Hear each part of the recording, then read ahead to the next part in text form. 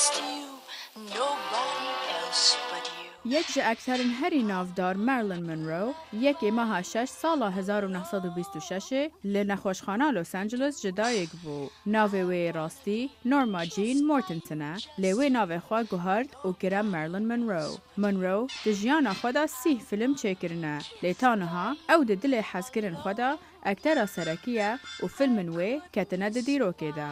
وی چند فیلم کلاسیک چکرن وکو Gentlemen Prefer Blondes, How to Marry a Millionaire و Some Like It Hot. اف فیلم بونه سمبول گرینگ جبو کلتورا هالیوود.